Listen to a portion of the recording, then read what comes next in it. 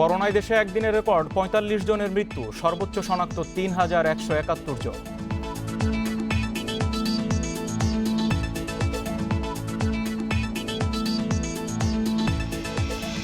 নির্দেশনার পরও corona unit নিয়ে অনেক বেসরকারি হাসপাতালে ব্যবস্থা নেবে মন্ত্রণালয়।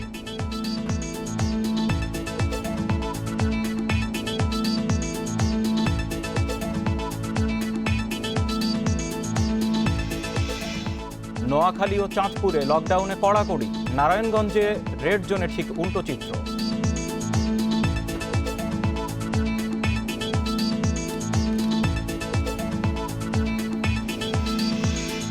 যশোরে পুলিশি নির্যাতনে কলেজ ছাত্রের 2 কিডনি নষ্টের অভিযোগ, তদন্তে পুলিশ।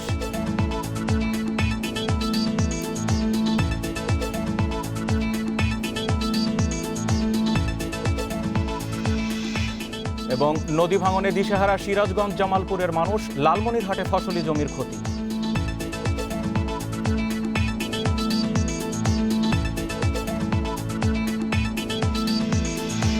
সমগ্র বাংলাদেশে স্বাগত সবাইকে। জাহিদুল বশর আছে আপনাদের সামনে। আর শুরুতেই জানাবো দেশের করোনা ভাইরাস পরিস্থিতির খবর। মঙ্গলবার দুপুর পর্যন্ত 24 ঘন্টায় দেশে করোনায় রেকর্ড 45 জনের মৃত্যু ঘটেছে। এই নিয়ে মৃতের সংখ্যা বেড়ে 975 জনে। আর করোনা শনাক্ত হয়েছে ৩,১৭১ জনের, যা একদিনে সর্বোচ্চ। মঙ্গলবার স্বাস্থ্য অধিদপ্তরের নিয়মিত ব্রিফিংয়ে আরও জানানো হয়, এ পর্যন্ত শনাক্ত হয়েছে ৭১,৬৭৫ জন। এদিকে চিকিৎসকের পরামর্শ ছাড়া বাসায় অক্সিজেনের ব্যবহার ঝুঁকিপূর্ণ জানিয়ে মজুদ না করার পরামর্শ দিয়েছে স্বাস্থ্য অধিদপ্তর। স্বাস্থ্য বিভাগের তথ্য অনুযায়ী দেশে করোনা শনাক্ত ও মৃত্যু বেড়েই চলেছে। মঙ্গলবার দুপুর পর্যন্ত 24 ঘন্টায় মারা গেছেন সর্বোচ্চ ৪৫ জন। এ নিয়ে দেশে মৃতের সংখ্যা বেড়ে হলো ৯৭৫ জনে। মৃতদের ৩৩ জন পুরুষ আর ১২ নারী, আর ২৮ জনই ঢাকায়। 24 ঘন্টায় মৃত্যুবরণ করেছেন ৪৫ জন এবং এ পর্যন্ত ৯৭৫ জন। শনাক্ত বিবেচনায় মৃত্যুর হার ১.৩৬%। মৃত ব্যক্তিদের বয়স বিশ্লেষণে ১১ থেকে 20 বছর 2 জন, 21 থেকে 30 বছর 2 জন, 31 থেকে 40 বছর 5 জন, 41 থেকে 50 3 জন, 51 থেকে 60 15 জন, 61 থেকে 70 10 জন এবং 71 থেকে 80 বছরের মধ্যে 8 জন। করোনা পরীক্ষার ৫৬টি ল্যাব থাকলেও পরীক্ষা হয়েছে ৫৫টিতে। এসব ল্যাবে সর্বোচ্চ ১৪,৬৬৪টি নমুনা পরীক্ষায় নতুন রোগী শনাক্ত হয়েছে রেকর্ড ৩,১৭১ জন। এই হিসেবে দেশে করোনা আক্রান্তের সংখ্যা ৭১,৬৭৫ জন। স্বাস্থ্য অধিদপ্তর আরও জানায় ৭৭৭ জন সহ এ পর্যন্ত সুস্থ হয়ে বাড়ি ফিরেছেন ১৫,৩৩৬ করোনা রোগী। গত 24 ঘন্টায় আইসোলেশনে এসেছেন ৫৫৭ জন। 24 ঘন্টায় আইসোলেশন থেকে মুক্ত হয়েছেন ২১৬ জন। এ পর্যন্ত আইসোলেশনে ১২,৪২৮ জন এবং এ পর্যন্ত আইসোলেশন থেকে মুক্ত হয়েছেন ৪,৫৩৫ জন। বর্তমানে আইসোলেশনে আছেন ৭,৮৯৩ জন। অনেকে অক্সিজেন সিলিন্ডার ঘরে মজুত করায় বাজারে কৃত্রিম সংকটের আশঙ্কা করছে স্বাস্থ্য অধিদপ্তর। সংস্থাটি জানিয়েছে, অক্সিজেন থেরাপির জন্য প্রশিক্ষিত চিকিৎসক ও টেকনোলজিস্টের সহায়তা প্রয়োজন। বাসায় একা অক্সিজেন ব্যবহার ঝুঁকিপূর্ণ জানিয়ে বাসায় মজুদ না করার পরামর্শ দিয়েছে স্বাস্থ্য অধিদপ্তর। নুরে জান্নাত, ইন্ডিপেন্ডেন্ট নিউজ। সরকারি নির্দেশের পরও অনেক বেসরকারি হাসপাতাল আলাদা করোনা ইউনিট খোলেনি। তাই গুরুতর শ্বাসকষ্টে ভোগা রোগী ও হাসপাতালে বেড না পেয়ে মারা যাচ্ছেন বিনা চিকিৎসায়। হাসপাতালগুলোর অজুহাত, বেড ও আইসিইউ এর অভাবে এখনই করোনা ইউনিট খোলা যাচ্ছে না। নির্দেশনা অমান্যকারী হাসপাতালগুলোর বিরুদ্ধে ব্যবস্থা নেওয়ার কথা জানিয়েছে স্বাস্থ্য মন্ত্রণালয়। স্বজন হারানোর এই আহাজারি, বিনা চিকিৎসায় মৃত্যু। করোনা আক্রান্ত একজনকে মুমূর্ষু অবস্থায়ও হাসপাতালের দুয়ার থেকে ফিরিয়ে দেওয়ার দুঃখ। করোনা আক্রান্ত ব্যক্তি শ্বাসকষ্ট নিয়ে চিকিৎসা নিতে গিয়েছিলেন বসুন্ধরায় এভার কেয়ার হাসপাতালে। করোনা উপসর্গ থাকায় তাকে ভর্তি করা হয়নি। ততক্ষণে দ্রুত কমে যাচ্ছে তার অক্সিজেনের মাত্রা। তাড়াহুড়া করে তাকে নেওয়া হয় বনশ্রীর ফরাজি হাসপাতালে। সেখানেও ঠাঁই হয়নি। এরপর মহাখালীর ইউনিভার্সাল হাসপাতালের দিকে যাত্রা, কিন্তু ততক্ষণে সব শেষ। আমার পেশেন্টকে অ্যাপোলোতে নিয়ে গেছি। নিয়ে যাওয়ার পরে ওরা দেখলো, মাপলো, এই টেম্পারেচার এগুলো দেখছে, বলছে যে ৫৭% শ্বাস আছে, আইসিইউ সাপোর্ট দরকার। ফরাজিতে নিলাম। ফরাজিতে আপনার নেওয়ার আমরা বলছি যে আইসিইউ কি খালি আছে কিনা, বলছে খালি আছে। পরে ওইখানে নেওয়ার পর ইমার্জেন্সিতে বলতেছে যে এই একটা এক্সরে করান, যদি এক্সরেতে আমরা ভালো মনে করি তাইলে রাখবো, তাইলে না হলে রাখবো না। এক্সরে করে আর রাখলো না, পাঠাই দিছে। হাসপাতালে পর্যাপ্ত শয্যা না থাকায় রোগীটিকে ফিরিয়ে দেওয়া হয়েছে বলে দাবি করছে এভার কেয়ার হাসপাতাল। আর অন্যান্য রোগীদের নিরাপদ রাখার অজুহাত ফরাজি হাসপাতালের। যদি এক্সরে করে সাসপেক্টেড কোভিড মনে হয় তাহলে তো আমার আইসিইউতে 3টে রোগী আছে নন কোভিড। এখন আমি একটা কোভিড রোগীকে ওখানে ভর্তি করলে আমার বাকি 3টে রোগীর সেফটিটা তো এনশিওর হয় না। খালি বেড নাই, আমি তো জানি না, আমি তো ডিরেক্টর, এখানে হয়তো বেড খালি নেই দিকে ফিরে দিয়েছে। আমাদের অনেক নিজেদের রোগীরাও ফেরত দিয়েছে আজকে। গত 24 মে 50 শয্যার উপরে দেশের সব হাসপাতাল ক্লিনিকে সাধারণ রোগীর পাশাপাশি পৃথক ইউনিট করে করোনা চিকিৎসা দেওয়ার নির্দেশ দেয় সরকার। কিন্তু ওই নির্দেশনা বাস্তবায়ন করছে না বেশিরভাগ হাসপাতাল। চিকিৎসকরা বলছেন সেবার মানসিকতার অভাবেই এখনও অনেক হাসপাতাল করোনা ইউনিট করেনি। এটা মানসিকতার দন্যতা। কারণ আপনার যদি উদ্দেশ্য পজিটিভ থাকে, আপনার ভিউ যদি পজিটিভ থাকে, আপনার মোটিভ যদি পজিটিভ থাকে তাহলে সম্ভব। তবে একটি বিষয় কিন্তু আছে, ম্যান পাওয়ার সংকট, ভীষণ সংকট, কেউ কাজ করতে চায় না।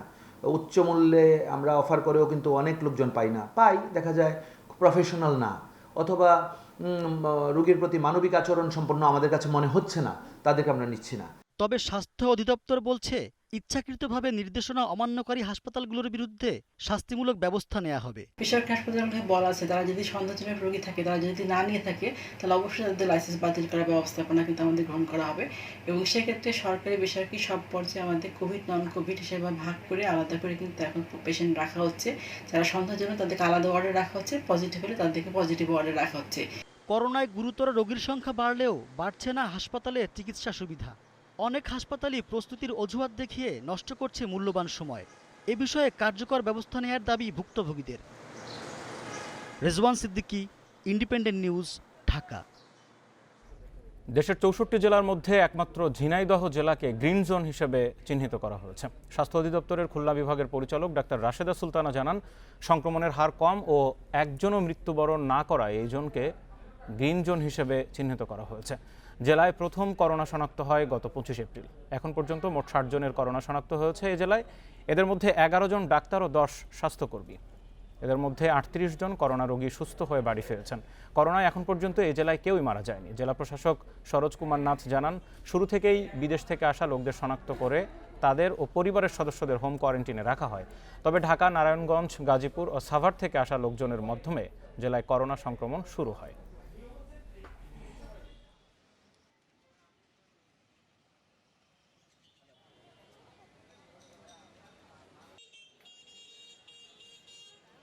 আমাদের বিজ্ঞ ম্যাজিস্ট্রেটগণ, ইউএনওগণ এবং কিছু কিছু ক্ষেত্রে আমি নিজেও প্রত্যেকের বাড়িতে গিয়েছি এবং বাড়িতে যেয়ে তাদেরকে অনুরোধ করে এসেছি, আপনারা যেহেতু অর্থনৈতিক কর্মকাণ্ড পরিচালনা করছেন ভালো কথা, কিন্তু আপনাদেরকে স্বাস্থ্যবিধি মানতে হবে। তারা মেনে চলেছে, এই কারণেই আসলে আমাদের সামাজিক সংক্রমণটা একটু কমেছে। নোয়াখালী, চাঁদপুর ও কক্সবাজারে কঠোরভাবে পালিত হচ্ছে লকডাউন। নির্ধারিত সময়ে দোকান খোলা রাখা গেলেও মানুষের চলাচল একেবারেই সীমিত। তবে ঘরে খাবার পৌঁছে দেওয়া হচ্ছে না বলে অভিযোগ রয়েছে এলাকাবাসীর। এদিকে করোনার উচ্চ ঝুঁকিতে থাকা নারায়ণগঞ্জে লকডাউন দেওয়া হলেও তা একেবারেই ঢিলাঢালা। এসব খবর নিয়ে বিস্তারিত জানবো। নোয়াখালী এবং নারায়ণগঞ্জ থেকে আমাদের সাথে রয়েছেন সহকর্মীরা। শুরুতে যাব নোয়াখালীতে, সেখান থেকে রয়েছেন আবু নাসের মঞ্জু। আবু নাসের, নোয়াখালীতে শুরু থেকেই যেটি জানা যাচ্ছে, সকাল থেকেই যে লকডাউন বেশ কড়াকড়ি হচ্ছে, কিন্তু অভিযোগ একটা রয়েছে যে খাবার পৌঁছে দেওয়ার কথা সেটি দেওয়া হচ্ছে না। আর বাকি চিত্র আপনি সকাল থেকে ঘুরেছেন বিভিন্ন এলাকা, জানাবেন কি পরিস্থিতি সেখানে? মূলত ভোর থেকেই নোয়াখালীতে কঠোরভাবে লকডাউন পরিচালিত হচ্ছে এবং এইটা কার্যকর থাকবে আগামী 23 তারিখ মধ্যরাত পর্যন্ত। তো এবারের লকডাউনকে খুব শক্তভাবে পালনের জন্য আইন শৃঙ্খলা বাহিনীর পাশাপাশি বিভিন্ন রাজনৈতিক দল, সামাজিক সাংস্কৃতিক সংগঠন, পেশাজীবী সংগঠন, বিশেষ করে ব্যবসায়ী নেতৃবৃন্দ যারা রয়েছেন, জনপ্রতিনিধি যারা রয়েছেন, তাদেরকে সম্পৃক্ত করা হয়েছে এবং তারা প্রত্যেকেই স্বতঃস্ফূর্তভাবে যেন লকডাউন মেনে চলে জনগণ, সেই বিষয়ে উদ্বুদ্ধ করার জন্য কাজ করছেন। পাশাপাশি এবার বিশেষত্ব হচ্ছে সেনাবাহিনী সদস্য এবং র্যাব সদস্যরাও মাঠে তৎপর রয়েছেন। এছাড়া বরাবরের মতো নির্বাহী ম্যাজিস্ট্রেটরা মাঠে তৎপর রয়েছেন। তো ইতোমধ্যে নোয়াখালীর বিভিন্ন এলাকাতে আমরা প্রত্যন্ত অঞ্চলের জেলা শহর থেকে শুরু করে বাণিজ্যিক শহর থেকে শুরু করে সব এলাকার খবর কম বেশি নিয়েছি। কোথাও খুব বড় ধরনের স্বাস্থ্যবিধি অমান্য করার বা লকডাউন অমান্য করার তেমন কোনো তথ্য পাওয়া যায়নি। বিচ্ছিন্নভাবে যেখানে প্রথম দিকে একেবারে ভোরের দিকে কিছু লোকজন না জেনে সড়কে বেরিয়ে পড়েছিল, তাদেরকে আইন শৃঙ্খলা বাহিনী ধরে তাদের রিক্সা, অনেক সময় পায়ে চালিত যে রিক্সাগুলো রয়েছে সেগুলোকে থানায় নিয়ে যাওয়া হয়েছে এবং কারো কারো মধ্যে মাস্ক বিতরণ করে তাদেরকে বুঝিয়ে বাড়িতে পাঠিয়ে দেওয়া হয়েছে। আবু নাসের, এই পরিস্থিতি প্রশাসন মনিটরিং করছে কিভাবে? তাদের পদক্ষেপগুলো ঠিক কিভাবে পালিত হচ্ছে? না, প্রথমত প্রশাসনের যে নির্বাহী ম্যাজিস্ট্রেটরা রয়েছেন তারা, উপজেলা নির্বাহী কর্মকর্তাগণ তারা কাজ করছেন। এর পাশাপাশি পুলিশ এর বিভিন্ন টিম, থানা ভারপ্রাপ্ত কর্মকর্তারা, সার্কেলের দায়িত্বপ্রাপ্ত অতিরিক্ত পুলিশ সুপারগণ তারা কাজ করছেন। সেনাবাহিনীর কুমিল্লা অঞ্চলের মেজর আহসানের নেতৃত্বে এখানে 7 জন 8টি টিমে ভাগ হয়ে কাজ করছে, র্যাব সদস্যরা কাজ করছে। আর খাওয়ার কথা যেটি বলেছেন, খাদ্য সংকটের কথা, নোয়াখালীতে খাদ্য সংকটের এই বিষয়টি খুব বেশি প্রযোজ্য হবে বলে মনে হচ্ছে না, কেননা এখানে সরকারি বেসরকারি ভাবে বিপুল পরিমাণ ত্রাণ সামগ্রী বিতরণ করা হয়েছে এবং বেসরকারি বিভিন্ন প্রতিষ্ঠান, এনজিও এবং ধনাঢ্য ব্যক্তি যারা রয়েছেন তারা খাদ্য উপহার সামগ্রী নামে বিতরণ করেছেন।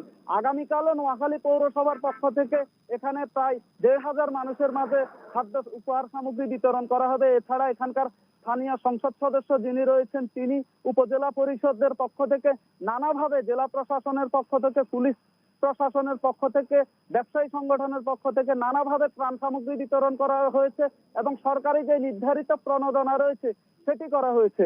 ফলে খাদ্য সংকটের কারণে কেউ মাঠে বেরিয়েছে এই তথ্য এখনই যথাযথভাবে সঠিক বলা যাবে না। আর তাছাড়া বাণিজ্যিক শহর চৌমুহনী, যেটিকে আমরা নোয়াখালীর করোনার একেবারে হটস্পট হিসেবে চিহ্নিত করা হয়েছে এখানকার প্রশাসনের পক্ষ থেকে, সেদিকে তাকালে আমরা দেখি যে সেখানে গত লকডাউন অমান্য করে মানুষের বাঁধ ভাঙ্গা জোয়ার উঠেছিল এবং সেখানে সীমাহীন খামখেয়ালিপনা মানুষের মধ্যে লক্ষ্য করা গিয়েছিল। ফলে মার্কেটগুলোতে, বিপণী বিতানগুলোতে যে পরিমাণ মানুষের ভিড় ছিল ঈদকে কেন্দ্র করে, তাতে মনে হয় না খাদ্য সংকটের কারণেই শুধু নিছক মানুষ রাস্তায় বেরিয়েছে। কারণ মার্কেটে যারা বেরিয়েছেন কেনাকাটার জন্য তারা বিত্তবান লোক হিসেবে ধরা হয়। এর বাইরে একেবারেই হতদরিদ্র লোক যারা রয়েছেন, রিক্সা শ্রমিক যারা রয়েছেন এবং মুটে মজুর, তারপরে হচ্ছে ক্ষুদ্র জনগোষ্ঠী যারা রয়েছেন তাদেরকে কিন্তু ধরে ধরে এখান চিহ্নিত করে পৌরসভা। মঞ্জু, আপনি থাকুন আমাদের সাথে, আমরা এবার একটু নারায়ণগঞ্জে যাব এবং নারায়ণগঞ্জে কিন্তু একেবারে শুরুতেই লকডাউন দেওয়া হয়। সেখানকার যে পরিস্থিতি আমরা যতটুকু জানতে পারছি বেশ ঢিলেঢালাভাবে চলছে, এতটা কঠোর নয়। কেন এই পরিস্থিতি, সেই খবর নিয়ে রাকিবুল হাসান রয়েছেন সেখান থেকে। রাকিবুল, একটু জানতে চাইবো, গতকালকেও যখন আপনার কাছ থেকে শুনছিলাম একই পরিস্থিতি এবং এখন কিন্তু অন্যান্য জেলার তুলনায় নারায়ণগঞ্জ বেশ ঢিলেঢালাভাবে যাচ্ছে। এই অভিযোগ নারায়ণগঞ্জ প্রশাসন কতদিন বয়ে বেড়াবে? কি পরিস্থিতি সেখানে? আসলে এই বিষয়টা আপনাকে যেটা জানিয়ে রাখতে চাই যে জেলা সিভিল সার্জন এবং জেলা প্রশাসক, পুলিশ প্রশাসক, পুলিশ সুপার তাদের সাথে আমরা কথা বলেছি এই বিষয়টা। তারা কিন্তু বরাবরই জানিয়েছেন যে আসলে তাদের মিডিয়ার ভাষায় লকডাউন, কিন্তু তারা হচ্ছে সর্বোচ্চ কঠোর অবস্থানে যে রেড জোন চিহ্নিত করে তারা এখানে তাদের যে লকডাউন ঘোষণা করেছে। আসলে মন্ত্রণালয় থেকে সুনির্দিষ্টভাবে একটি যে নীতিমালা একটা প্রণয়ন করার তাদেরকে নির্দেশনা দেওয়ার কথা রয়েছে, সেটা এখনো তাদেরকে দেওয়া হয়নি। আসলে এই বিষয়টা আরেকটু পরিষ্কার করে তাদের কাছ থেকে আমরা জানতে চেয়েছিলাম। তারা আসলে বুঝিয়েছেন যে যেহেতু এখন সারা নারায়ণগঞ্জকে লকডাউন করা হবে না, যে এলাকায় মৃত্যুর হার এবং আক্রান্তের সংখ্যা বেশি, এইভাবে এই ক্যাটাগরিতেই কিন্তু ইয়েলো জোন, রেড জোন এবং গ্রিন জোন, এই 3 ক্যাটাগরিতে কিন্তু তারা চিহ্নিত করে সেই জায়গাতে তারা ব্যবস্থা নেবেন। এবং এর পরিপ্রেক্ষিতে কিন্তু যেই 3টি এলাকা, আমলাপাড়া, মিশনপাড়া এবং সাইনবোর্ডের আরেকটি এলাকা যে লিঙ্ক রোডের, যে 3টি এলাকাকে লকডাউন ঘোষণা করা হয়েছে। আসলে এই 3টি এলাকায় গত 2 দিন যাবত আমরা যেটা লক্ষ্য করেছি যে এখানকার লোকজন আসা যাওয়া করছে। পুলিশেরও কিছু সময় আমরা দেখছি যে পুলিশের গা ছাড়া অবস্থা, তারা তেমন কোনো তাদের জিজ্ঞাসাবাদ করছে না। আবার যেমন সকালে কিছুটা তাদের শিথিল ছিল, এখন কিন্তু আবার আমরা দেখতে পাচ্ছি যে প্রশাসনের নজরদারিটা ঠিক কিভাবে চলছে, তারা কি করছেন এই লকডাউন পরিস্থিতিটা জনগণকে মানাতে বা সচেতন করতে কি করছেন তারা? তারা নারায়ণগঞ্জ পুলিশ সুপারের সাথে আমি কথা বলেছি, তিনি সেই বিষয় যে বিষয়টি জানিয়েছেন যে আসলে এই লকডাউনে যে বন্দী যারা এখানে আছেন, ঠিক শুধু কর্মস্থলে যারা যাচ্ছেন তাদের উপযুক্ত প্রমাণ দিয়ে, তাদের আইডি কার্ড দেখিয়ে এবং তাদেরকেই কিন্তু এখান থেকে বের হতে দিচ্ছেন এবং তারা কিন্তু স্বাস্থ্যবিধি মেনে এখান থেকে বের হচ্ছেন। আর পাশাপাশি আপনাকে আরেকটি তথ্য জানিয়ে রাখতে চাই যে এই আমলাপাড়া এলাকা এটা শহর কেন্দ্রিক হওয়াতে এখানে কয়েকটি হসপিটাল রয়েছে, প্রাইভেট হসপিটাল এবং ক্লিনিকও রয়েছে। তো বাইরের মানুষ কিন্তু বাধ্য হয়ে চিকিৎসা নিতে এইসব হসপিটাল ক্লিনিকগুলিতে আসতে হচ্ছে। তো আমি একটু আপনাকে দেখাতে চাই যে এখানকার যে চিত্রটা আমি দাঁড়িয়ে আছি যে এটা হচ্ছে আমলাপাড়ার নবাব সলিমুল্লাহ। রাকিবুল হাসান, আপনাকে অনেক ধন্যবাদ। আপনার নেটওয়ার্ক দুর্বলতার কারণে আমরা ঠিক সঠিক চিত্রটা আসলে দেখতে পাচ্ছি না, হলে দর্শকদের নিশ্চয়ই দেখানো যেত। আমাদের সাথে এই মুহূর্তে দুজন সহকর্মী যুক্ত হয়েছিলেন নারায়ণগঞ্জ এবং নোয়াখালী থেকে। রাজধানীর বাংলাদেশ স্পেশালাইজড হাসপাতালের আইসিইউতে থাকা আওয়ামী লীগ নেতা সাবেক স্বাস্থ্যমন্ত্রী মোহাম্মদ নাসিমকে আরও 72 ঘন্টা পর্যবেক্ষণে রাখতে হবে। তবে তার দ্বিতীয় দফায় করোনা পরীক্ষার ফলাফল নেগেটিভ এসেছে বলে জানিয়েছেন হাসপাতালটির প্রধান নির্বাহী কর্মকর্তা আলী ইমরান। আওয়ামী লীগের সভাপতিমণ্ডলীর সদস্য মোহাম্মদ নাসিম গত 8 দিন ধরে বাংলাদেশ স্পেশালাইজড হাসপাতালে চিকিৎসাধীন। হাসপাতালে গত শুক্রবার তার মস্তিষ্কে অস্ত্রোপচার করা হয়। অস্ত্রোপচারের পর নিবিড় পর্যবেক্ষণে থাকা নাসিমের শারীরিক অবস্থা অবনতির দিকে গেলে 13 সদস্যের মেডিকেল বোর্ড গঠন করা হয়। মোহাম্মদ নাসিমকে নেওয়া হয় লাইফ সাপোর্টে। যে ওনার অবস্থা অপরিবর্তিতই আছে, কিন্তু ডিটেরিয়েট করে নাই, খারাপ হয় নাই, এটাই হলো আমাদের আশার কথা। আর আরেকটা আশার কথা হলো আজকে সকালে কালকে ওনার করোনার রিপোর্ট নেওয়া হয়েছিল, সেটা নেগেটিভ এসছে। তো সব কিছু মিলে সবাই আবার আমাকে যে এটা দিয়েছেন যে ওনারা আরও 72 ঘন্টা নিবিড় পর্যবেক্ষণে রাখতে চান, রেখে ওনারা তারপর দেখতে চান। ওনারা খুব স্লোলি ওনারা আশা করছেন যে আশা করি যে ইমপ্রুভমেন্ট কিছুটা হইলেও হবে। যশোর 4 আসনের সংসদ সদস্য রণজিৎ রায় করোনায় আক্রান্ত হয়েছেন। উন্নত চিকিৎসার জন্য সোমবার রাতেই তাকে যশোর সম্মিলিত সামরিক হাসপাতালের করোনা ইউনিটে ভর্তি করা হয়। যশোরের সিভিল সার্জন শেখ আবু শাহিন জানান, সংসদ সদস্য রণজিৎ রায় গত 1 সপ্তাহ ধরে জ্বর, কাশি ও শ্বাসকষ্টে ভুগছিলেন। 2 দিন আগে তার নমুনা সংগ্রহ করে যশোর বিজ্ঞান ও প্রযুক্তি বিশ্ববিদ্যালয়ের ল্যাবে পাঠানো হয়। গতকাল রাতেই তার করোনা আক্রান্তের বিষয়টি নিশ্চিত করে জবিপ্রবি কর্তৃপক্ষ। এরপরই চিকিৎসকদের পরামর্শে তাকে যশোর সিএমএইচে ভর্তি করা হয়েছে। শ্বাস প্রশ্বাসে স্বস্তি দিতে অক্সিজেন দেওয়া হচ্ছে তাকে। এদিকে করোনায় আক্রান্ত হয়েছেন চট্টগ্রাম মেট্রোপলিটন পুলিশ সিএমপির কমিশনার মোহাম্মদ মাহবুবুর রহমান। সোমবার রাতে চট্টগ্রামের বিআইটিআইডি ল্যাবে পরীক্ষা শেষে তার নমুনা পজিটিভ আসে।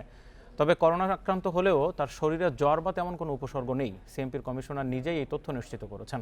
মাহবুবুর রহমান জানান, 4 তারিখ থেকে সামান্য জ্বর থাকলেও এখন শরীরে তেমন কোনো উপসর্গ নেই, তিনি আইসোলেশনে আছেন। এদিকে একই দিনে তার স্ত্রীর নমুনা পরীক্ষা করলেও সেই ফল নেগেটিভ এসেছে। করোনা পরিস্থিতির শুরু থেকে সিএমপি কমিশনারের নেতৃত্বে মানুষকে হোম কোয়ারেন্টাইন নিশ্চিতে আক্রান্ত রোগীদের হাসপাতালে ভর্তি ও চিকিৎসকদের পরিবহন সুবিধা সহ নানা কর্মকাণ্ড চালানো হচ্ছে।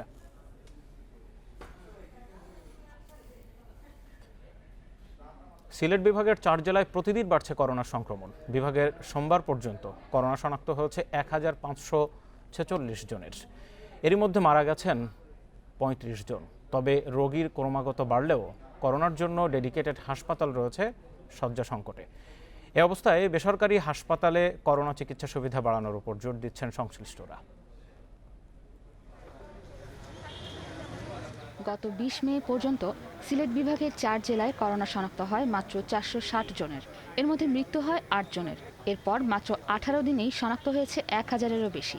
এ পর্যন্ত কেবল সিলেট জেলাতেই শনাক্ত 850-এরও বেশি। মার্কেটে একটা ঈদের আগে থেকে যে মানুষের ঢল নেমেছিল এবং ওরা স্বাস্থ্য না মেনে ছিল, এটার কারণে আসলে আমি মনে করি যে সিলেটে ওই অনেক তুলনামূলক অনেক বেশি। সিলেটের একমাত্র করোনা ডেডিকেটেড হাসপাতাল শহীদ ডক্টর শামসুদ্দিন আহমেদ হাসপাতালে করোনা রোগীদের জন্য বরাদ্দ মাত্র 85টি বেড। সেখানে এখন ভর্তি আছেন 80 জন রোগী। এভাবে রোগী বাড়তে থাকলে হিমশিম খেতে হবে চিকিৎসকদের, বলছেন জেলা সিভিল সার্জন। পেশেন্টের অবস্থা আরও বাড়তেই থাকে, তাহলে এই শামসুদ্দিনের পাশাপাশি north east medical college, mountain হাসপাতাল এবং অন্যান্য যে বেসরকারি মেডিকেল কলেজ এবং 50 এবং তদূর্ধ্ব যে হাসপাতালগুলো সব করা হাসপাতালেই ভর্তি করা সম্ভব হবে। এই সংকটে করোনা চিকিৎসায় এগিয়ে এসেছে বেসরকারি নর্থ ইস্ট মেডিকেল কলেজ হাসপাতাল। স্বল্প পরিসরে রোগী ভর্তিও শুরু হয়েছে সেখানে। প্রস্তুত আছে প্রায় 300 শয্যা। পুরো 300 বেডকে ফাংশনিং করতে যে পরিমাণ রিসোর্স দরকার সে এই মুহূর্তে আমাদের কাছে সেটা নেই। আমাদের যতটুকু আছে তারপরেও আমরা ঝুঁকি নিয়েছি। এরই মধ্যে সিলেট বিভাগকে করোনার রেড জোন হিসেবে চিহ্নিত করেছে স্বাস্থ্য অধিদপ্তর। সংক্রমণ ঠেকাতে বিভাগের 4 জেলায় লকডাউন করারও চিন্তাভাবনা চলছে। Independent news desk. ঘূর্ণিঝড় আম্পানের পর প্রায় ৩ সপ্তাহ ধরে জোয়ার ভাটায় ভাসছে সাতক্ষীরার আশাশুনির প্রতাপনগর ও শ্রীউলা সহ শ্যামনগরের কয়েকটি এলাকার মানুষ। এখনও ভাঙা বাঁধ মেরামতে কার্যকর তেমন কোনো পদক্ষেপ নিতে দেখা যায়নি পানি উন্নয়ন বোর্ডকে। প্রতিটি এলাকার দুর্গত মানুষই স্বেচ্ছাশ্রমে বাঁধ দিলেও পূর্ণিমার জোয়ারে আবারও তা ভেসে গেছে। এর ফলে এখন প্রায় ৪ লাখ মানুষ ভাসমান অবস্থায়। আরও বিস্তারিত খবর জানবো সেখানকার দুর্দশার চিত্র নিয়ে এই মুহূর্তে একেবারে কপোতাক্ষ নদের কুড়িকাহুনিয়া পয়েন্ট থেকে আমাদের সাথে যুক্ত আছেন সহকর্মী হাসিবুর রহমান। হাসিবুর রহমান, আজ সারাদিন ধরে আপনি প্রতাপনগর, শ্রীউলা সহ আশপাশের একেবারে বন্যা কবলিত এলাকায় আপনি ঘুরে বেরিয়েছেন। এই মুহূর্তে যেখানে রয়েছেন সেখানেও আমরা যতটুকু জানি একটি বড় নদী ভাঙনের এরিয়া রয়েছে, সেখানে বাঁধ ভেঙে গেছে, বিস্তীর্ণ এলাকা। কি পরিস্থিতি দেখছেন সেখানে? মানুষ এভাবে স্বেচ্ছাশ্রমে আর কতদিন বাদ দিতে পারবে? আর পানি উন্নয়ন বোর্ড কি করছে আসলে? এখানকার যে অবস্থা আমি আজকে সারাদিন দেখেছি, এটি আসলে বর্ণনা করে কাউকে বোঝানো একেবারেই অসম্ভব। আর আমার পেছনে আপনি যে বাঁধটি দেখতে পাচ্ছেন, এটি যখন ভালো ছিল তখন এই বাঁধের ঠিক উল্টো দিকে, অর্থাৎ আমার বাম দিকটাতে প্রচুর জমি ছিল যেখানে ফসল হতো। আর এই বাঁধটি ভেঙে যাওয়ার ফলে একেবারে বিস্তীর্ণ এলাকা তলিয়ে গেছে। শুধু তলিয়ে যায়নি, তলিয়ে যাওয়ার পাশাপাশি বিস্তীর্ণ এলাকা জুড়ে যে চিংড়ি ঘের ছিল তার একেবারেই সব শেষ করে দিয়েছে। শুধু তাই নয়, এখানে যেসব ঘর বাড়ি ছিল সেগুলোও একেবারে ভেঙে গেছে। অনেকের নৌকা যেগুলো তাদের সারা জীবনের সঞ্চয় দিয়ে বা কষ্ট করে করেছিল সেগুলো শেষ হয়ে গেছে। সব মিলিয়ে বলা যায় যে কুড়িকাউনিয়া এখন একটা ধ্বংসস্তূপের মতো রয়েছে। সেখানে কোনো ধরনের কোনো যে মানুষের দাঁড়াতে পারবে অর্থনৈতিক এই শক্তি অনেকের আর একেবারেই নেই। আমি কিছুক্ষণ আগে একজন নৌকার মাঝির সাথে কথা বলছিলাম। তিনি তার জীবনের একটা বড় সঞ্চয় দিয়ে বেশ বড় একটা নৌকা বানিয়েছিলেন, যেটি সুন্দরবন থেকে তাল পাতা, গোল পাতা এসব পাতা নিয়ে এসে মূলত বিক্রি করে তিনি তার জীবিকা চালাতেন। সেই নৌকাটি আমপানের প্রভাবে আমপানে ভেঙে গেছে। তিনি এখন বেকার হয়ে পড়েছেন। এই এলাকার যে দুরবস্থা সেটি আসলে চোখে না দেখলে বলা সম্ভব না। আর একটা বিষয় জানিয়ে রেখে, আমরা যারা উত্তরবঙ্গে থাকি বা আমাদের যারা উত্তরবঙ্গের মানুষ রয়েছেন, তারা বন্যা দেখতে পান 10, 15, 20 দিন বা 1 মাস। কিন্তু এই অঞ্চলের যে অবস্থা, তারা দিনে 2 বার করে বন্যা দেখতে পান। তাদের সকালবেলা যেই চিত্র এই মুহূর্তে দেখতে পাচ্ছি, কোনটা কপোতাক্ষ নদ আর কোনটা কুড়িকাহুনিয়া গ্রাম বা প্রতাপনগরের মানুষের লোকালয়, এটি বোঝার একেবারেই উপায় নেই। পুরোটাই নদীর সাথে একাকার হয়ে গেছে। একটু জানতে চাইবো, এই বাঁধ মেরামতের জন্য বা স্থানীয়দের সহায়তায় সরকার কিন্তু দফায় দফায় ত্রাণ সহায়তা দিয়ে যাচ্ছে। স্থানীয়রা তা কতটা ঠিকমতো পাচ্ছেন এবং ত্রাণ সহায়তা নিয়ে স্থানীয়দের বক্তব্য কি? আর পর্যাপ্ত কিনা, নাকি আরও ত্রাণ সহায়তার দাবি রয়েছে তাদের? ঋণ করে বেঁচে থাকতে হবে এবং এটি যদি করা হয় তাহলে তাদের জন্য অর্থনৈতিক দিকটি আরও দুর্বল হয়ে যাবে। কারণ ঋণের টাকা শোধ করতে হবে, সংসার চালাতে হবে। সব মিলিয়ে বলা যায় যে একেবারে দুরবস্থায় তারা পড়বেন। পাশাপাশি আরও কয়েকটি বিষয় জানবার চেষ্টা করেছিলাম যে এখানে যারা নারী রয়েছেন, যারা অসুস্থ রয়েছেন, তাদের কি অবস্থা। কিন্তু এখানে এমনও অবস্থা রয়েছে, জোয়ারের পানি এলাকায় না ঢোকানো পর্যন্ত কোনো মানুষের পক্ষে নৌকা নিয়ে বেরোনো সম্ভব না। আবার হেঁটে যে আসবে এরকম কোনো রাস্তা নাই।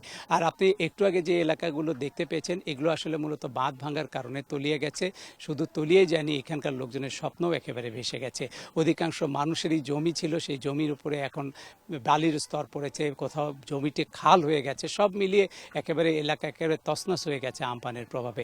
আর এখানে যারা কাজ করে খেতেন, তাদের এই মুহূর্তে যে ভাবনা, সেটি হলো তাদেরকে কাজে লাগানোর জন্য সরকারের যে নানা ধরনের সামাজিক নিরাপত্তা কর্মসূচি রয়েছে সেগুলো জরুরি ভিত্তিতে শুরু করা। আর আপনাকে জানিয়ে রেখে যে সরকারের কিছু কিছু কাজ এখানে চলছে। বাঁধের কাজ যারা স্বেচ্ছাশ্রমিক করেছে, কোথাও কোথাও সরকারি অর্থে বা খাদ্য সহায়তায় চলছে, সেগুলো সম্পর্কেও মোটামুটি মানুষের ইতিবাচক দিক থাকলেও পানি উন্নয়ন বোর্ডের কর্মকর্তাদের ভূমিকা নিয়ে তারা প্রশ্ন তুলেছেন। একই সাথে তারা এটিও বলছেন যে এই ধরনের কাজে যেগুলো সরকারি বরাদ্দ আসছে সেগুলো খুব স্বচ্ছতার সাথে বিতরণ হওয়া উচিত সরকারি কর্মকর্তাদের উপস্থিতিতে। তারা জনপ্রতিনিধিদের পাশাপাশি সরকারি কর্মকর্তাদেরও তত্ত্বাবধানের জন্য দাবি জানিয়েছেন। আর একটা বিষয় জানিয়ে রাখি যে পুলিশ প্রশাসনের পক্ষ থেকেও এদিকে সহযোগিতা করা হচ্ছে। অর্থাৎ সরকারের যে বিষয়গুলো রয়েছে, সরকারের যে বিভিন্ন সংস্থা রয়েছে, তারাও এসব দরিদ্র মানুষের পাশে, এসব অসহায় মানুষের পাশে দাঁড়ালেও আসলে তারা কোমর তুলে দাঁড়াতে পারছে না। যে ক্ষতি তাদের হয়েছে সেটি বলা যায় একেবারেই অপূরণীয়। সাতক্ষীরার একেবারে বন্যা দুর্গত এলাকা আশাশুনির প্রতাপনগরের কুড়িকাহুনিয়া থেকে জানাচ্ছিলেন আমাদের সহকর্মী হাসিবুর রহমান। সেখানকার দুর্দশার চিত্র, দুর্ভোগের চিত্র। যশোরের পুলিশি নির্যাতনে ইমরান হোসেন নামের এক কলেজ ছাত্রের 2টি কিডনি অকেজো হওয়ার অভিযোগ পাওয়া গেছে। সংকটাপন্ন অবস্থায় হাসপাতাল চিকিৎসাধীন আছেন কাজী নজরুল কলেজের এই ছাত্র। সপ্তাহখানেক আগের এই ঘটনা সম্প্রতি জানাজানি হলে তদন্তে নেমেছে পুলিশ। তবে এখনও দায়ের হয়নি কোনো মামলা। যশোর সদর উপজেলার শাহবাজপুর গ্রামের নিকার আলী ছেলে ইমরান হোসেন পুলিশি নির্যাতনের শিকার হয়ে কয়েকদিন ধরে শহরের কুইন্স হাসপাতালে চিকিৎসাধীন।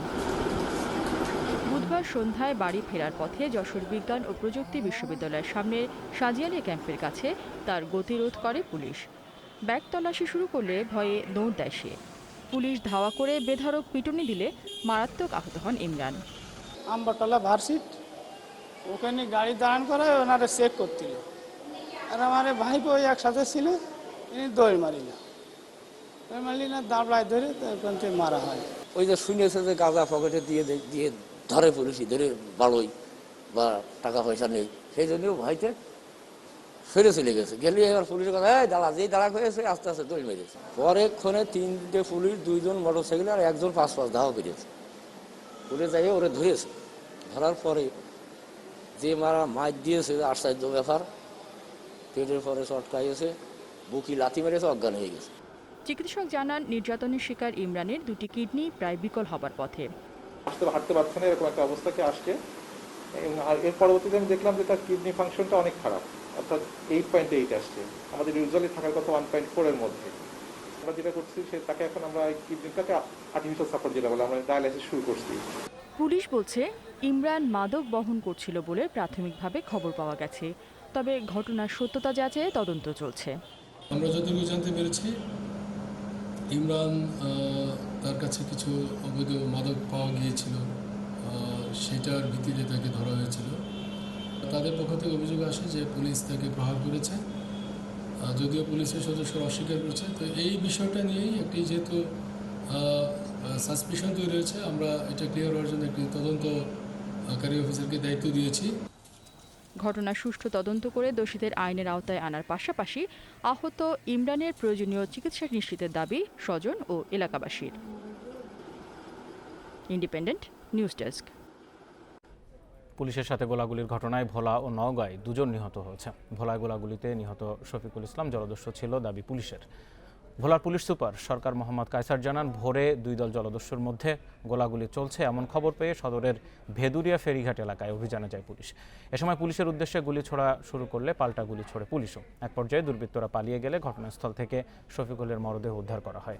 নওগাঁর পোরশা উপজেলার বালিয়াচান্দায় গোলাগুলিতে নিহত ব্যক্তি দেলোয়ার হোসেন একাধিক মামলার সাজাপ্রাপ্ত আসামি। ঘটনাস্থল থেকে অস্ত্র ইয়াবা উদ্ধার করা হয়েছে। এই ঘটনায় আহত হয়েছে 4 পুলিশ সদস্য।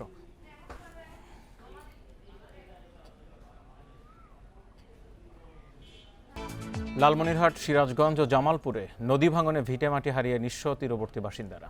উজানের ঢল আর ঘূর্ণিঝড় আম্পান পরবর্তী বৃষ্টিতে নদীর পানি বাড়ছে, বাঁধ ভেঙেও লোকালয়ে ঢুকছে পানি। দেখা দিয়েছে আতঙ্ক। বালির বস্তা ফেলে ভাঙন ঠেকানোর চেষ্টা করছে পানি উন্নয়ন বোর্ড। সিরাজগঞ্জের শাহজাদপুর ও চৌহালিতে যমুনার তীব্র ভাঙনে বিলীন হয়ে গেছে বেশ কয়েকটি গ্রাম। ভেসে গেছে বসতবাড়ি, শিক্ষা প্রতিষ্ঠান, ফসলি জমি। 2টা ভাঙ্গনি দিয়েছে, 2টা ভাঙ্গনির মাঝে আমরা 2য় বাড়ি করেছি, আমাদের যাওয়ার কোনো জায়গা নাই। এই ধরেন আমার হাফ ওয়েল ঘর টরে ব্যাগ নদীর মধ্যে গেল ছিল, এখন আমার থাকার কোনো ব্যবস্থা নেই। কাজ করতেছে, কাজটা নরমাল। আমরা চাই এই কাজটা জানি মজবুত ভাবে করে এবং এলাকাবাসী জানি থাকতে পারে। আর যদি এই কাজ এইভাবে করে এলাকাবাসী থাকতে পারবে না, আমরা ঝুঁকির মুখে পড়ে যাবো। জামালপুরের দেয়ানগঞ্জের খোলাবাড়ি এলাকায় ভাঙনে শতাধিক বসতবাড়ি, শিক্ষা প্রতিষ্ঠান ও বাজারের বেশিরভাগ যমুনার গর্ভে বিলীন। গৃহহীন কয়েকশো পরিবার। হুমকির মুখে বাহাদুরাবাদ ঘাট নৌথানা। বস্তা পাইলিং এ কাজ হবে না, যদি ছাই পাইলিং না করেন তাহলে আমাদের এলাকা বিলীন হয়ে যাবে।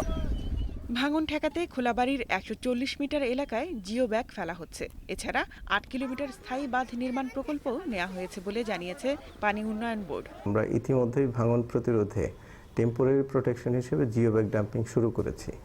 আর এর পাশাপাশি এইসব এলাকায় ভাঙন থেকে রোধে স্থায়ী প্রতিরক্ষা ব্যবস্থার জন্য আমরা নতুন প্রকল্প প্রণয়ন করছি। শিগগিরই প্রকল্প প্রস্তাবনা আমরা দাখিল করব।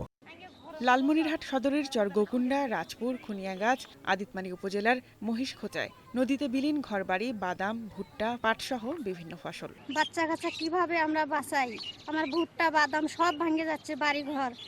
এখন আমরা বাঁধ চাই, আমাদেরকে বাঁধ বাঁধে দেন, নদী বাঁধে দেন। নদীর পানি বাড়তেছে, খাবার নাই, বাড়ি ঘর ভাঙে গেছে গা, আর কিভাবে চলি আমরা? ভাঙন পরিস্থিতি দেখতে ঢাকা থেকে এরই মধ্যে লালমনিরহাট গেছে পানি উন্নয়ন বোর্ডের কারিগরি দল। পরিদর্শন শেষে পদক্ষেপ নেবে তারা। Khadijatul Kobra, independent news desk. Corona আর আমপানের প্রভাবে ধস নেমেছে যশোরের পোলট্রি শিল্পে। অনেকে বাধ্য হয়ে এরই মধ্যে গুটিয়ে নিয়েছেন ব্যবসা। কেউ কেউ আবার পাওনাদারের হাত থেকে বাঁচতে পালিয়ে বেড়াচ্ছেন। এ অবস্থায় লক্ষাধিক মানুষের কর্মহীন হয়ে পড়ার আশঙ্কা দেখা দিয়েছে।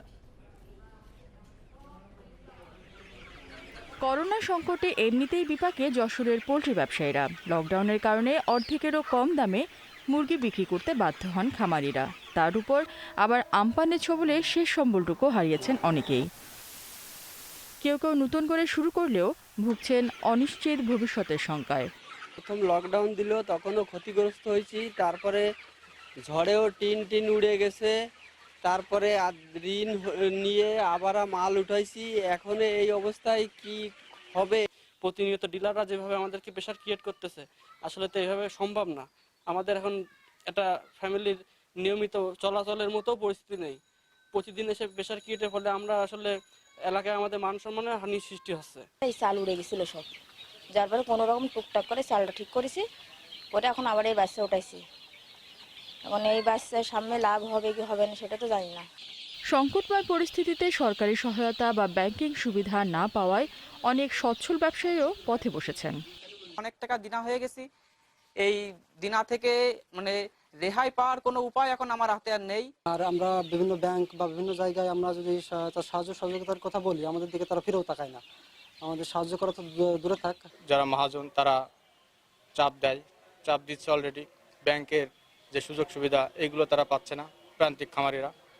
গভর্নমেন্টের যে সুযোগ সুবিধাগুলো প্রাণী সম্পদের থেকে যে পাওয়ার কথা, এই ধরনের কোনো তারা এখনো পায়নি। ক্ষতিগ্রস্ত খামারিদের তালিকা করে প্রয়োজনীয় ব্যবস্থার আশ্বাস দিয়েছে প্রাণী সম্পদ অধিদপ্তর। খামারিদের সাথে যোগাযোগ হচ্ছে, খামারিরাও আসতেছেন, এবং যেহেতু ব্যাংক দিবে লোনটা কিন্তু ব্যাংক দিবে, ব্যাংকের কর্মকর্তাদের সাথে সম্পৃক্ত করার জন্য আমাদের উপজেলা এবং জেলা পর্যায়ের কর্মকর্তারা চেষ্টা করতেছেন। যশোর অঞ্চলে ছোট বড় 10,000-এর বেশি পোল্ট্রি খামার রয়েছে। এসব খামারে কর্মসংস্থান হয়েছে 1 লাখের বেশি মানুষের। Independent news desk.